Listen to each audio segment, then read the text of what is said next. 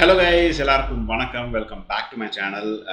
S மக்களே, இன்னைக்கு பார்த்தீங்கன்னா ஒரு டிஃப்ரெண்ட்டான ஒரு டாப்பிக்கோட வந்திருக்கேன். சிமிலர் டாப்பிக்காக ஆல்ரெடி நான் பேசியிருக்கேன் ஒரு கப்புள் ஆஃப் மந்த்ஸ் முன்னாடி. எவ்வளோ மந்த்ஸ் முன்னாடி ஞாபகம் இல்லை, பட் ஆனால் பேசியிருக்கேன். எதை பற்றி அப்படி கேட்டிங்கன்னா, இந்த பரந்தூர் ஏர்போர்ட் வரப்போகுது, அமைக்க போகிறாங்க. இன்னும் ப்ராஜெக்ட் ஸ்டார்ட் பண்ணலை. ஆக்சுவலாக இப்போ இன்னும் கூட லேண்ட் அக்விசிஷன்லாம் தான் போயிட்டுருக்கு. அந்த ஊர் மக்கள் இன்னும் லேண்ட் நாங்கள் விற்க மாட்டோம் அப்படின்னு சொல்லிட்டு இருக்காங்க. இப்போ ஏதோ பர் சென்ட்டுக்கு ஏதோ வேலையெல்லாம் பேசி நான் விற்க போகிறேன், ப்ளீஸ் வாங்கிக்கோங்க அப்படின்லாம் சொல்லி கவர்மெண்ட் ஏதோ வற்புறுத்திக்கிட்டு இருக்காங்க. ஸோ அது ஓடிக்கிட்டு இருக்கு. ஸோ அது ஒன்ஸ் லேண்ட் அக்விசிஷன் முடிச்சிட்டிங்கன்னா அந்த ப்ராஜெக்ட் ஆரம்பிச்சிருவாங்க. எப்படி இன்னும் ஒரு 3-4 வருஷத்தில் அந்த ஏர்போர்ட் வந்துடும், அதாவது 2030க்குள்ளவே ஏர்போர்ட் வந்துடும் அப்படின்னு பேச்சு அடிபட்டுக்கிட்டு இருக்கு. தெரில அவ்வளோ சீக்கிரம் வருமானம் எனக்கு ஐடியா இல்லை. பட் ஆனால் எஸ், பரந்தூர் ஏர்போர்ட் அப்படின்றது வரப்போகுது ஃப்யூச்சரில் அப்படின்றது உறுதி, கிட்டத்தட்ட ஆல்மோஸ்ட். ஓகேங்களா? அதுக்கப்புறம் ஏதாவது பெரிய போராட்டங்கள் நடத்தி மாற்றினா உண்டு, அது தெரில. ஸோ அதை பற்றி நான் ஒரு வீடியோ போட்டிருப்பேன். Is Parandur airport really logical, really needed அப்படின்னு ஒன்று இருக்குது. அதாவது நம்மளுக்கு ஒரு அடிஷ்னல் ஏர்போர்ட் தேவை அப்படின்றது இருக்குது. ஓகே, அது ரைட். பட் ஆனால் தாண்டி அது பரந்தூரில் தான் அமைக்கணுமா அப்படின்றது தான் நான் ஒரு வ்ளாகாக போட்டிருப்பேன் இல்லையா? ஸோ அதே மாதிரி தான் கைஸ், இது ஒரு சிமிலர் வ்ளாக் தான். எஸ், எதை பற்றி பேச போகிறோன்ட்டீங்க, தமிழ்லே பார்த்துப்பீங்க. ஆமாம் மக்களே, இந்த NE7, அதாவது நேஷ்னல் எக்ஸ்பிரஸ்வே 7 அப்படின்னு சொல்லிட்டு இப்போ கொண்டு வந்துட்டுருக்காங்க. கனெக்டிங் வேர், இது ரோட்வேஸ் தான். ஸோ நேஷ்னல் ஹைவேக்கு இதில் தான் வரும், அந்த பார்ட்டில் தான் வரும். எங்கேருந்து எது வரைக்கும் அப்படின்னா, சென்னை டு பெங்களூர் கவர் பண்ணுது. ஆல்ரெடி சென்னை டு பெங்களூர் நம்மளுக்கு ஒரு ஹைவே இருக்குது, உங்களுக்கு தெரியும். அதோட பேர் எனக்கு கரெக்டாக ஞாபகம் இல்லை, NH3 அப்படின்னு தெரியல. முதல்ல NH3 பேர் இருந்ததுன்னு நினைக்கிறேன். அதுக்கு இப்போது அதுக்கு என்ன பேர் மாற்றிருக்காங்கன்னு எனக்கு தெரியல. அது ஒரு செக்ஷனுக்கும் ஒரு பேர் இருக்குது. ஸோ இப்போ பெங்களூர் ஹைவே, அதாவது சென்னை பெங்களூர் ஹைவே அப்படின்னு பார்த்தீங்கன்னா, எஸ், நம்மளுக்கு போரூர், அப்புறம் காஞ்சிபுரம், அப்புறம் ஆம்பூர், வெள்ளூர், அப்படியே கிருஷ்ணகிரி, அப்படியே Hosur, electronic city, Bengaluru. So அப்படி போயிடுது. சரிங்களா? இது ஆஸ் ஆஃப் நோ இருக்கிற பெங்களூர் ஹைவே. ஓகே, இந்த பெங்களூர் ஹைவே தாண்டி இப்போ இன்னொரு எக்ஸ்பிரஸ்வே கொண்டு வந்துட்டுருக்காங்க. அந்த எக்ஸ்பிரஸ்வே பார்த்தீங்கன்னா உங்களுக்கு சென்னை டு பெங்களூர் கவர் பண்ணுது. ஸோ இதில் என்ன சொல்லப்படுதுன்னா, இந்த எக்ஸ்பிரஸ்வே கொண்டு வந்துட்டாங்கன்னா நம்மளுக்கு டைம் ரொம்பவே மிச்சப்படும். கிட்டத்தட்ட இப்போது நம்ம ட்ராவல் பண்ணுற நம்ம Chennai to Bangalore 6 hours to 7 hours ஆகுது. மினிமம் 5 hours, மேக்ஸிமம் 7 hours ஆகுது போய் சேர அப்படின்னு சொல்கிறாங்க. இந்த எக்ஸ்பிரஸ்வே போட்டாங்கன்னா ஒரு 2 to 3 hours, 2.5 to 3 hours நீங்கள் போயிடலாம் அப்படின்னு சொல்கிறாங்க. ஸோ இன்றைக்கி இந்த வீடியோவில் அதை பற்றி தான் நான் பேச போகிறேன். Is it really logical? 2.5 to 3 hours போயிடலாமா பெங்களூர்? அதுதான் பேச போகிறேன். வாங்க வீடியோவில் போகலாம், டீட்டெயிலாக பேசலாம்.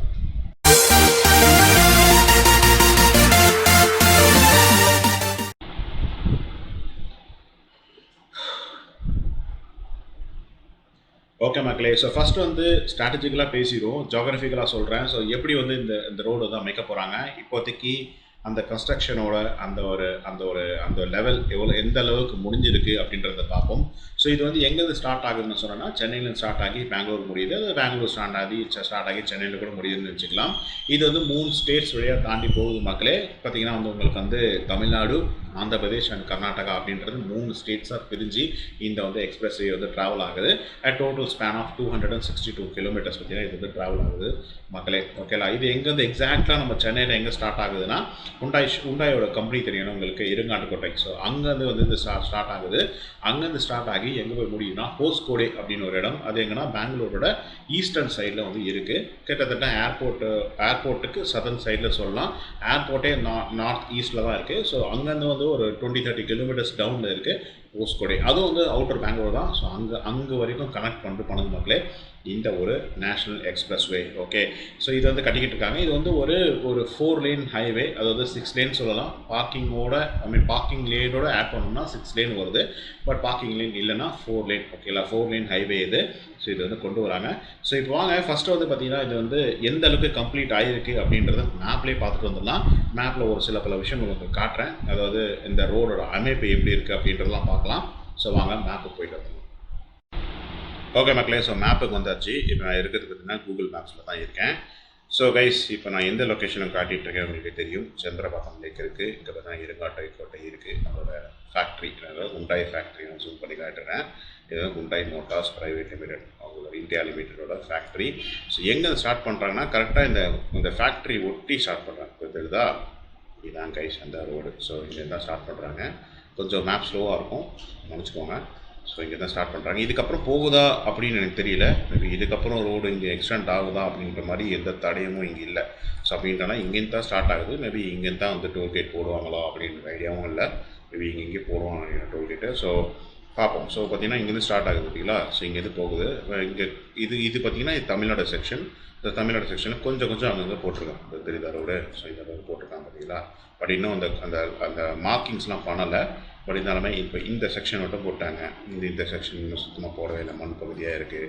இது வந்து எப்படியோ வந்து ஒரு இந்த மேப் எடுத்து எப்படியும் வந்து ஒரு இருக்கும், ஒரு 4-5 மாதம் இருக்கும், இல்லை 2-3 மாதம் இருக்கும், தெரியல. பட் ஆனால் பார்ப்போம் இப்போது என்ன கதியில் இருக்குது அப்படின்றது யாராவது டேரெக்டாக போய் பார்த்தா தான் தெரியும். ஸோ இங்கே பாருங்கள் போகுது பார்த்தீங்களா. ஸோ அப்படியே ஜூம் அவுட் பண்ணுறேன், அதுலேயே உங்களுக்கு தெரிஞ்சிடும். ஸோ இந்த ரோடு வந்து எப்படி போகுது அப்படின்றது. ஸோ இங்கேருந்து ஸ்டார்ட் தான் இருங்காட்டுப்பட்டை, இங்கேருந்து ஸ்டார்ட் ஆகிடுது பார்த்தீங்களா. அப்படியே போகுது பாருங்கள். ஸோ இது ஒரு கட்டம் வந்ததுக்கப்புறம் உங்களுக்கு வந்து ஆந்திர பிரதேஷில் என்ட்ரு ஆகிடும். ஸோ அப்படியே போகுது பாருங்கள். இது எல்லாமே வந்து அன்ஃபினிஷ்டு தான். ஸோ இங்கே வந்ததுக்கப்புறம் அது இந்த பகுதி இருக்குல்ல, இதான் வந்து உங்களுக்கு கர்நாடகா ஆந்திர பிரதேஷ் அண்ட் தமிழ்நாடு பார்டர். இப்போ நான் காட்டிடுறேங்க, தெரியுதா வந்துச்சு பாருங்க, Andhra Pradesh and Tamil Nadu border. So இதோடு பார்த்தீங்கன்னா ஆந்திர பிரதேஷ் தமிழ்நாடு பார்டர் வந்து லைக் தமிழ்நாடு பார்டர் எண்ட் ஆகுது, ஆந்திர பிரதேஷ் உள்ள எண்ட் ஆகணும். பட் ஆந்திர பிரதேஷ் பகுதியும் இன்னும் வந்து பெருசாக அந்த ரோடு வந்து போடலை. இங்கே பார்த்தீங்கன்னா இங்கெல்லாம் மட்டும் போட்டிருக்காங்க, இங்கெல்லாம் இங்கெல்லாம் போடலை, இன்னும் அண்டர் கன்ஸ்ட்ரக்ஷனில் இருக்குது தெரியுதா. ஸோ நிறைய பிரிட்ஜஸ் போட்டிருக்காங்க. ஸோ இங்கெல்லாம் போட்டாங்க, ஸோ இங்கெல்லாம் போடலை. ஸோ அப்படியே ஜூம் பண்ணுவோம், அப்படியே போயிட்டே வருவோம். ஸோ அப்படியே போகுது. ஓகே, நான் ஒரு செக்ஷன் ஆக்சுவலாக சுத்தமாக போடலை. மேபி அங்கே எதுவும் அக்விசிஷனில் வந்து மாட்டிருக்கா அப்படின்னு தெரியாது. பார்த்தீங்கன்னா இந்த செக்ஷன் சுத்தமாக போடலை. இந்த செக்ஷன் எங்கேன்னா அது வரைக்கும் இங்கே தான் ஆரம்பிச்சு இது வரைக்கும் என்ன கதி ஆச்சுன்னு தெரியல. இது மலை இருக்கிறதுனால மலையை கொண்டாச்சிட்டு போவாங்களா என்னன்னு தெரியல. ஸோ இந்த செக்ஷன் சுத்தமாக போடலை. ஸோ அப்படியே எக்ஸ்டெண்ட் ஆகி போகுது.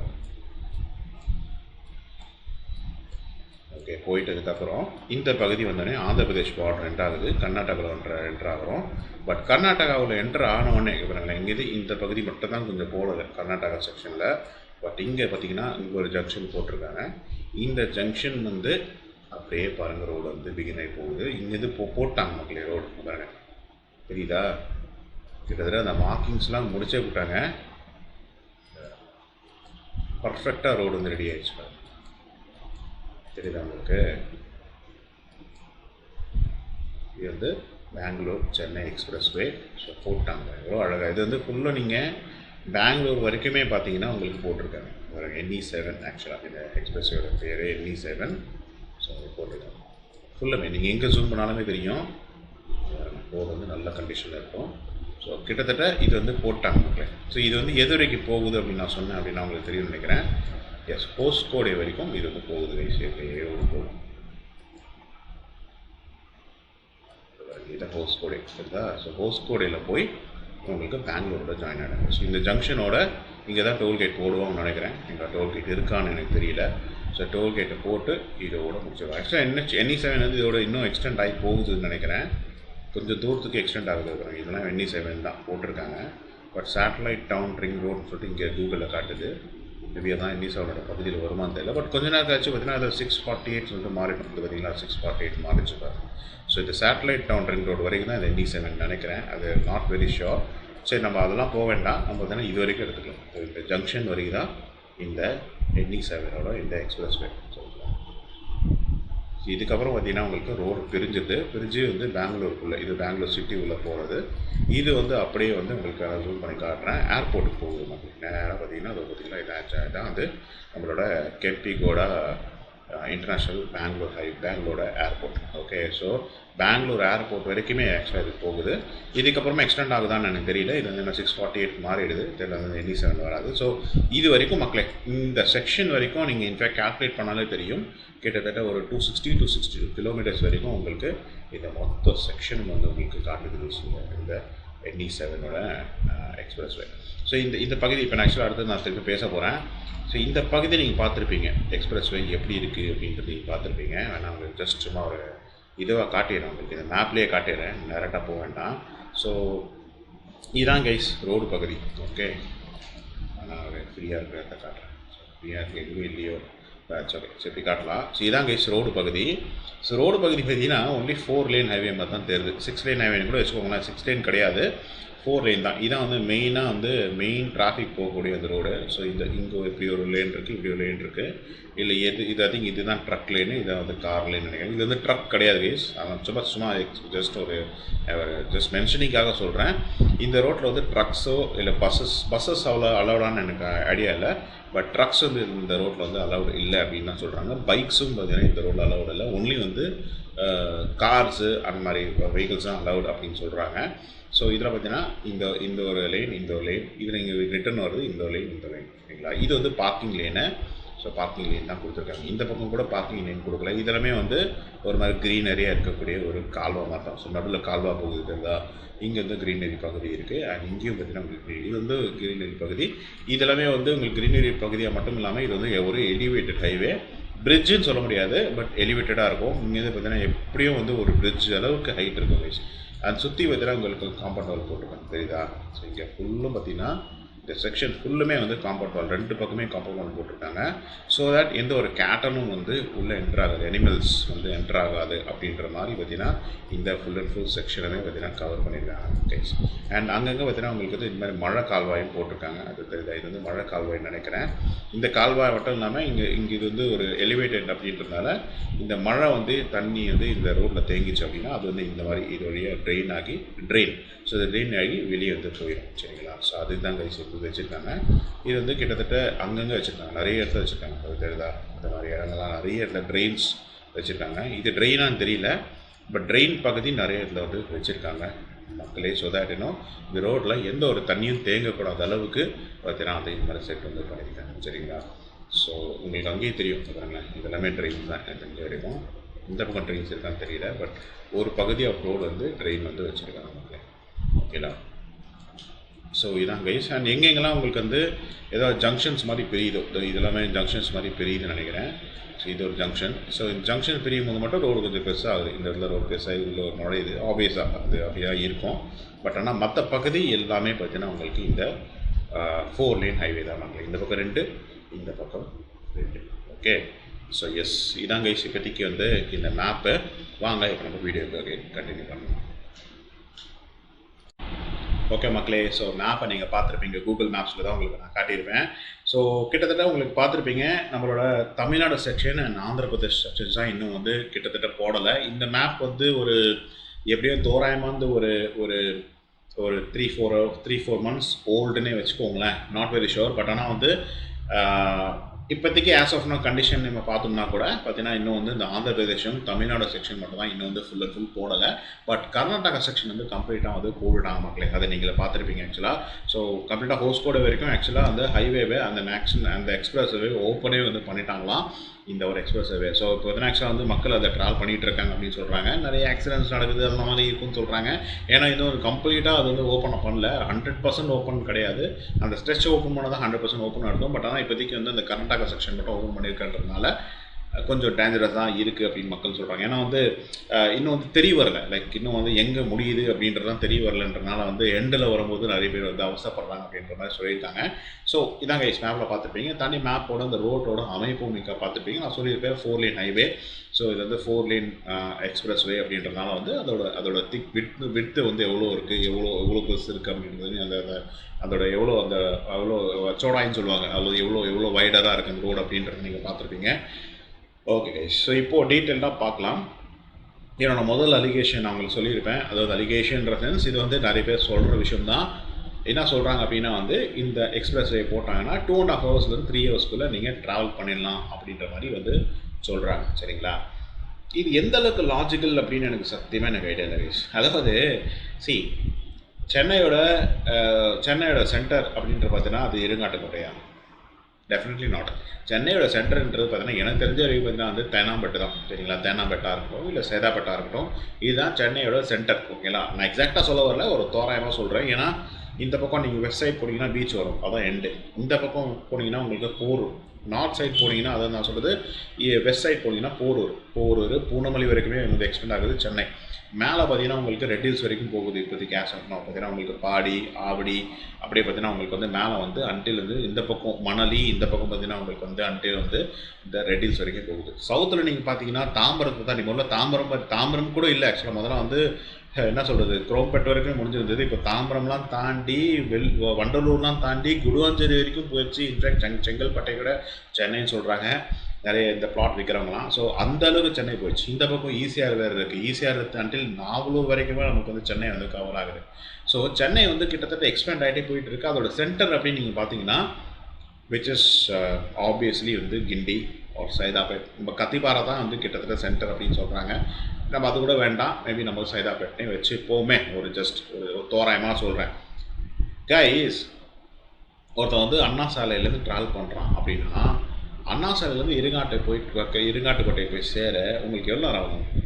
அந்த டைமில் எந்த கணக்கில் வரப்போகுது? ஒருத்தன் வந்து let's say one person is travelling from ECR நீலாங்காரிலேயும் ட்ராவல் பண்ணி பார்த்தீங்கன்னா வந்து he has to go to பெங்களூர்னா அப்படியே டேரெக்டாக பார்த்தீங்கன்னா இதுக்கு வந்துடுவாரா? இருங்காட்டுக்கோட்டையில் வந்து அப்படியே டேரெக்டாக ஃப்ளைட்டில் வந்து இறங்கிட்டு அங்கேருந்து பார்த்தீங்கன்னா காரில் வருவாரா? அவர் எப்பயும் நீலாங்கரையிலேருந்து இருங்காட்டுக்கோட்டையில் காரில் வந்து ஆகணும். அது எப்படி விதின் 5 minutes வந்துடலாமா? கைஸ் நீங்கள் ஒன்றும் இல்லை, சிம்பிளாக போட்டு பாருங்கள். இப்போ நீங்கள் ஜஸ்ட் கூகுள் மேப்ஸில் கரெக்டாக மார்னிங் சமயம் நான் சொல்கிறது வந்து பீக் டைமில் போட்டு பாருங்கள். பிட்வீன் 8 to 10 அண்ட் ஈவினிங் பார்த்தீங்கன்னா வந்து ஒரு 5 to 7 போட்டு பாருங்கள். இது அண்ணா சாலையிலேருந்து உங்களுக்கு இருங்காட்டுக்கோட்டை வந்து சேர கூகுள் மேப்ஸில் காட்டுறதே பார்த்தீங்கன்னா உங்களுக்கு கிட்டத்தட்ட 1.25 மணி நேரம், ஆல்மோஸ்ட் 1 hour 15 minutes, தோராயமாக 1 to 1.5 hours வரைக்கும் காட்டுது இன் பிட்வீன் தட். ஓகே, இது கூகுள் மேப்ஸ்ன்றது கரெக்டாக காட்டாது கைஸ். கூகுள் மேப்ஸ் எப்பவுமே பார்த்தீங்கன்னா வந்து கொஞ்சம் கம்மியாக தான் காட்டும். நீங்கள் ஆக்சுவல் ட்ராவலிங் டிராஃபிக் டிபெண்டன்சி தான். ஸோ எப்படியும் கூட இருக்கும், எப்படியும் ஒரு 15-20 minutes உங்களுக்கு கூடவே உங்களுக்கு காட்டும். உங்களுக்கு ஆக்சுவலாக உங்களுக்கு ஆகும் டைம், ஓகேங்களா, அந்த கூகுள் மேப்ஸ் காட்டுறதோட. ஸோ லெட்ஸே இப்போ கூகுள் மேப்ஸ் வந்து 1 hour 15 minutes காட்டுதுன்னா ஆக்சுவலாக பார்த்தீங்கன்னா 1.5 hours ஆகும். ஏன்னா நான் ரீசெண்டாக பெரம்பூர் ட்ராவல் பண்ணும்போது பெரம்பூர் ரயில்வே ஸ்டேஷன் போகும்போது என்னோட வீடு ஈச்சங்காடுலேருந்து பெரம்பூர் நான் போகிறேன். மேப்பில் எவ்வளோ காட்டுதுன்னா 1.5 hours தான். ஆனால் நான் போய் சேர கிட்டத்தட்ட ஆல்மோஸ்ட் 2.5 hours கிட்டத்தட்ட ஆச்சு கைஸ் இங்கே பெரம்பூர் போய் சேர. ஸோ அப்படி தான் மேப்புன்றது கரெக்டாக காட்டவே காட்டாது. பட் நான் வந்து சொல்கிறேன், எக்ஸாக்டாக சொல்கிறேன், எனக்கு தெரிஞ்சு 1.5 hours ஆகும் கைஸ் உங்களுக்கு. தோராயமாக 1 hour 15 minutes 1.5 hours ஆகும். நீலாங்காரில் ட்ராவல் பண்ணுறேன் எப்படியும் சாலிடாக 1 hour 45 minutes கிட்ட ஆகிடும். வண்டலூர் பார்த்தீங்கன்னா உங்களுக்கு அந்த பைபாஸ் இருக்குது, அவங்க போயிடுவாங்க. அவங்களுக்கு வந்து let's say 45 minutes 50 minutes maximum 1 hour வரைக்கும் ஆகும். இது வந்து சென்னை பக்கம் மக்களே. இப்போ அதே வந்து நீங்கள் வந்து பெங்களூர் பக்கம் எடுத்துக்கிட்டிங்கன்னா இப்போது பெங்களூரில் ஹோஸ்கோடை வரைக்கும் தான் இந்த எக்ஸ்பிரஸ் வே போட்டிருக்காங்க. ஹோஸ்கோடையிலேருந்து இங்கே பெங்களூர் இன்டீரியர் போகணும், லெட்ஸே கேஎஸ்ஆர் வரைக்கும் நீங்கள் போகணும். பெங்களூர் இன்டீரியர்ன்றது அந்த சென்டர் பாயிண்ட்ன்றது கேஎஸ்ஆர், அதாவது மெஜஸ்டிக் வரைக்கும் நீங்கள் போகணுன்னா ஆப்வியஸாக அதுவே உங்களுக்கு 1.5 hours ஆகும் கைஸ். சிம்பிளாக சொல்கிறேன், நீங்கள் வந்து மெஜஸ்டிக்லேருந்து நீங்கள் சென்னை ஏர்போர்ட் பெங்களூர் ஏர்போர்ட் போகணுன்னாலே அதுவே 1.5 hours 1 hour 45 minutes கிட்டத்தட்ட ஆயிடுது. அப்போது அதே தான் ஹோஸ்கோடையும் கிட்டத்தட்ட மக்களே உங்களுக்கு ஆல்மோஸ்ட் 1.5 hours வந்து 2 hours வரைக்கும் ஆகும் பீக் ஹவர்ஸில். நார்மலாக இருக்கும். இப்போது ஆஸ் ஆஃப் நோ பார்த்தீங்கன்னா வந்து ரேபிடோலாம் ஸ்டாப் பண்ணதுக்கப்புறம் கிட்டத்தட்ட வந்து என்ன சொல்கிறது, ஒரு 2 கிலோமீட்டர் போகிறதுக்கே பார்த்தீங்கன்னா 1 hour ஆகுதுன்றாங்க. அப்போ நீங்கள் ஹோஸ்கோட யோசிச்சு பார்த்துக்கோங்க, எப்படியும் சாலிடாக 2 hours 2.5 hours 3 hours வரைக்கும் கூட ஆக வாய்ப்புகள் இருக்குது. சரி, நம்ம அவ்வளோ தூரம் போக வேண்டாம், 1.5 hours வச்சுக்கோங்க. ஸோ இந்த பக்கம் ஒரு 1.5 hours, அது சென்னை டு அந்த சென்னை இன்டீரியர்லேருந்து இந்த இருங்காட்டுக்கோட்டை வரைக்கும் ஒரு 1.5 hours, ஹோஸ்கோடையிலேருந்து உங்களுக்கு கேஎஸ்ஆர் 1.5 hours. இந்த 3 hours எந்த கணக்கில் வரும்? வெச் காந்தி கணக்கு. இதுவும் ஒரு கணக்கு தான் மக்களே. அப்போ நீங்கள் பார்த்தீங்கன்னா அந்த பக்கம் ஒரு 1.5 hours, இந்த பக்கம் ஒரு 1.5 hours, நடுவில் உங்களுக்கு அந்த என்ன சொல்கிறது அந்த எக்ஸ்பிரஸ்வே ஒரு ட்ராவல் டைம் வந்து ஒரு 3 hours. ஸோ எப்படி பார்த்தாலும் டோட்டல் அகெயின் பார்த்தீங்கன்னா உங்களுக்கு வந்து 6 hours ஆயிடுது. It's not that Chennai to Bangalore இது யாருக்கு நம்ம இந்த 3 hours 2.5 hours அவனோட வீடு இருங்காட்டுக்கோட்டையில் இருக்குது. இங்கே பார்த்தீங்கன்னா வந்து ஹோஸ்கோடை வரைக்கும் தான் போகணும்னா then it is fine. அப்போது வந்து 2.5 hours 3 hours போயிடலாம், பிரச்சனை இல்லை. இந்த டோல்கேட் வர நடுவில் இருக்குது, சரிங்களா. ஆனால் ஒருத்தன் வந்து நீலாங்காரிலேருந்து வரான், இல்லை ஒருத்தன் வந்து ஷெனா நகர்லேருந்து வரான், இல்லை ஒருத்தன் வந்து பீச்சிலேருந்து வரான் அப்படின்னா லெட்ஸ் சே சென்னை சென்ட்ரலே எடுத்துக்கோங்க. சென்னை சென்ட்ரல்லேருந்து ஒருத்தன் வந்து இருங்காட்டுக்கோட்டை வரணும்னா it definitely will take about almost 1.5 hours. அதே மாதிரி தான் ஹோஸ்கோடையிலேருந்து நீங்கள் வந்து ஹோஸ்கோடையிலேருந்து கேஎஸ்ஆர் நீங்கள் ஒரு 30 minutes நீங்கள் போயிருங்க கைஸ். நான் சொல்கிறது பீக் ஹவர்ஸில் ஐ பெட். நீங்கள் என்ன பெட் கேட்குறேன்னு நான் கொடுக்குறது ரெடி, ஜஸ்ட் நான் சொல்கிறேன். பட் ஆனால் you can not, maybe you can travel only way helicopter. ஏன்னா இப்போலாம் அந்த ஹெலிகாப்டர் சர்வீஸரோ அங்கே கொண்டு வந்துட்டுருக்காங்க சொல்கிறாங்க ஏர்போர்ட் போய் ரீச் பண்ணுறதுக்கு. அப்படி இருக்கும்போது எப்படி நீங்கள் பார்த்தீங்கன்னா பெங்களூர் இன்டீரியர் நீங்கள் போயிட முடியும்? மேபி இது வந்து தெளிவாக எல்லாம் சொல்லணும் கைஸ். அதாவது நிறைய பேர் சொல்கிறது, என் தம்பி கூட அப்படி தான் சொல்கிறான், பெங்களூருக்கு எந்த 3 hours போயிடலாம் அப்படின்றான். இந்த பெங்களூருன்றது ஹோஸ்கோடை வரைக்கும் தான் பெங்களூரா? பெங்களூர் இன்டீரியர் வரைக்கும் போகணும் கைஸ். ட்ராவல்ன்றது அதுதான். நம்ம வந்து நம்ம வீட்டிலேருந்து ஸ்டார்ட் பண்ணி அங்கே ஒரு டெஸ்டினேஷனில் பெங்களூர் ஹோட்டல் வரைக்கும் போகணுன்னா அதுதான் நம்ம கால்குலேட் பண்ண மொழிய we should not calculate between Irungattukottai and the Hoskote. So ஆப்வியஸாக அகைன் 6 hours ஆகுது guys, which is almost equal to the same thing which we are travelling way Hosur. நம்ம ஹோசூர் வழியாக போகிற அந்த ரோடு இருக்குல்ல, அந்த கிருஷ்ணகிரி வர போகிற ரோடு, அதுவும் அதே 6 hours தான் ஆகுது. 6.5 hours ஆகுது. மிஞ்சி போனால் உங்களால் எவ்வளோ மிச்சம் பண்ண முடியும்? மேக்ஸிமம் பார்த்தோம்னா ஒரு ½ an hour தான் கைஸ் உங்களால் மிச்சமே பண்ண முடியும். அதனால எனக்கு தெரிஞ்ச வரைக்கும் மிச்சம் பண்ண முடியவே முடியாது. ஓகே, ஸோ இதுதான் கைஸ் நான் வைக்கிற முதல் கேள்வி. Is it really logical?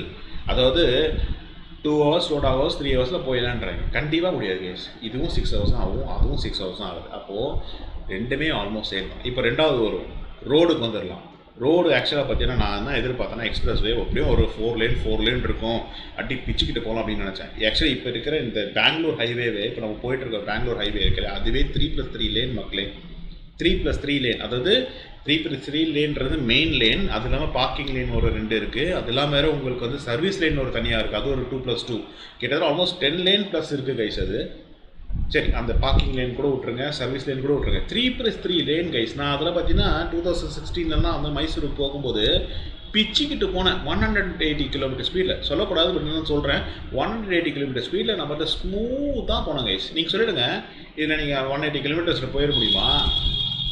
கண்டிப்பாக முடியாது. இது நைட் டைம். இது வந்து பார்த்தீங்கன்னா போகிற வழியெலாம் உங்களுக்கு லைட்ஸ்லாம் போட்டிருக்காங்க. பார்த்தீங்கன்னா ஒரு லைவான ஒரு ரோடு, பட் அது வந்து லைவான ரோடே கிடையாது. நடுவில் இன்ஃபேக்ட் வேறு இந்த ரோட்டில் ஆக்சுவலி இருக்கிற பாசிட்டிவ் என்னென்னா அப்படின்னு கேட்டிங்கன்னா, பெங்களூர் ஹைவேல உங்களுக்கு போகிற வழி எல்லாமே உங்களுக்கு ஹோட்டல்ஸ் இருக்குது, ரெஸ்டாரண்ட்ஸ் இருக்குது, உங்களுக்கு எதுனா டீ காஃபி நீங்கள் குடிச்சிக்கலாம், எல்இடி ஷாப்ஸ்லாம் இருக்குது, பாத்ரூம்ஸ் ரெஸ்ட் ரூம்ஸ் இருக்குது, பெட்ரோல் பங்க்ஸ் இருக்குது. பட் நிறைய லைவ்லியான உங்களுக்கு நிறைய சிட்டிஸ் நிறைய பார்த்தீங்கன்னா வந்து சின்ன சின்ன ஊருங்கள் வந்து கிராஸ் ஆகி போகுது.